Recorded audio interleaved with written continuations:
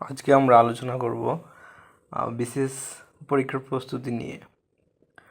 অনেকে জানতে চাচ্ছেন ভাইয়া বিসিএস পরীক্ষার প্রস্তুতি শুরু করব, কিভাবে শুরু করব, কোথা থেকে শুরু করব, কতদিন লাগতে পারে পরীক্ষার প্রস্তুতির জন্য, পরীক্ষা কি অনেক কঠিন হয় না সহজ হয়।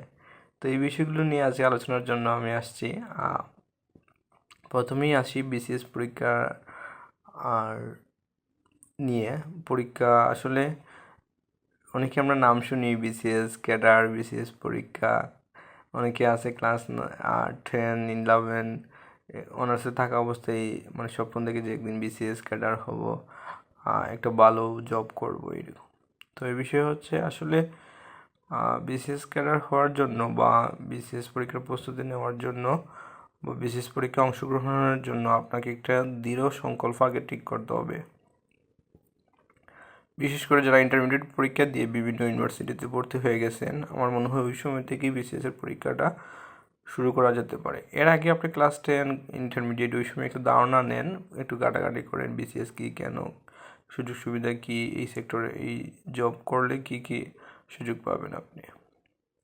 তো এক্ষেত্রে হচ্ছে বিশেষ করে আমি যেটা পরামর্শ দিব যে আপনি ইন্টারমিডিয়েট পাস করার পরে যখন ইউনিভার্সিটিতে ভর্তি হবেন, এটা ন্যাশনাল ইউনিভার্সিটি হোক আর পাবলিক ইউনিভার্সিটি হোক, ফার্স্ট ইয়ারে থাকতে ওই সময় থেকে আপনি গোল সেট আপ করেন যে আমি বিসিএস পরীক্ষায় অংশগ্রহণ করব, একটা স্ট্রং প্রিপারেশন নিয়ে তারপর বিসিএস পরীক্ষায় অ্যাপিয়ার হব।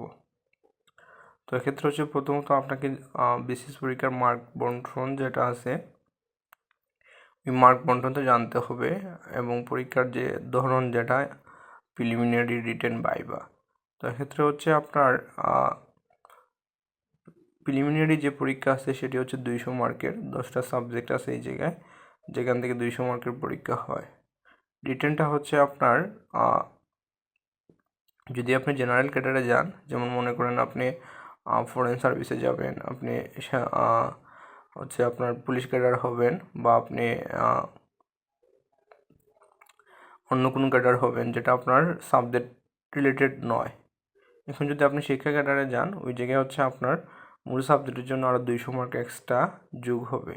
নর্মালি সাধারণ ক্যাডারের জন্য বিসিএসের রিটার্ন মার্ক হচ্ছে 900, বাট যারা আপনার হতে চান, শিক্ষা ক্যাডারে যেতে চান, ওই ট্রেডের জন্য আপনার আরও 200 মার্কের এক্সট্রা পরীক্ষা দিতে হয়।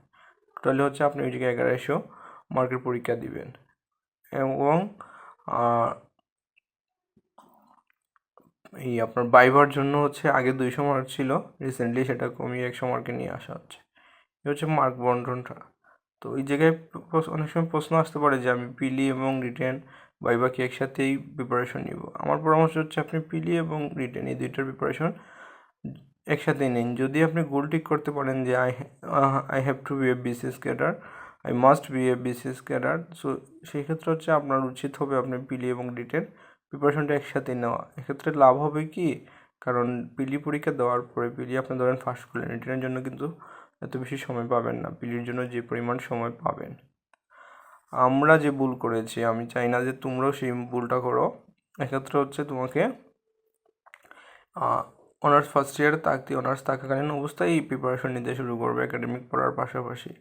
এক্ষেত্রে তোমার হিউজ পরিমাণ টাইম তোমার হাতে থাকবে, হিউজ পরিমাণ পরীক্ষা তুমি দিতে পারবে, হিউজ পরিমাণ নোট তুমি করতে পারবে সাবজেক্ট বেস। এই যে পিলির যে 10টা সাবজেক্ট সেইটা ধরে ধরে ধরে ধরে টপিক ওয়াইজ প্রিপারেশন নেওয়াটা সহজ হবে। পাশাপাশি রিটেনের ক্ষেত্রেও সেম, তোমার রিটেনের যে সাবজেক্টগুলো আছে ওই জায়গায়ও যাতে ধরে ধরে ধরে ধরে প্রিপারেশন নিতে পারো। জন্য অনার্স ফার্স্ট ইয়ারটাই আমি মনে করি উপযুক্ত সময়, সেখান থেকে শুরু করা যেতে পারে। তো সেকেন্ড ইয়ার থেকেও শুরু করতে পারো। পিলি এবং রিটেনের পরীক্ষা ফুলফিল হওয়ার পরে, প্রিপারেশন ফুলফিল হওয়ার পরেই তুমি ভাইবার জন্য হাত দিতে পারো। বিসিএসের পিলির পরীক্ষাটা আসলে আমি যে কয়েকটা বিসিএস পরীক্ষায় অংশগ্রহণ করছি সেখান থেকে অভিজ্ঞতা হচ্ছে আর 5 to 10% কোয়েশ্চন রিপিট হয়, অনেকে তো তুমি রিপিট পাবা। সাম্প্রতিক পরীক্ষার প্রশ্ন যেহেতু অনেক আগে তৈরি হয়ে যায়, এই জন্য তুমি সাম্প্রতিক 1-2 মাস পরে আসলে পাওয়া যায় না, একটু পেছন থেকে পড়তে হয়। আর ওই জায়গায় যেহেতু পিলির বিভিন্ন নমুনা সিলেবাসটা দেওয়া আছে, ওইটা ধরে ধরে পড়লেই কাজ হয়ে যাবে। তো আর যদি কোনো প্রশ্ন ফার্দার তোমাদের থাকে সেটা কমেন্টে জানিয়ে দেবো, বা সরাসরি আমার সাথে যোগাযোগ করতে পারো। আজকে এতটুকুই।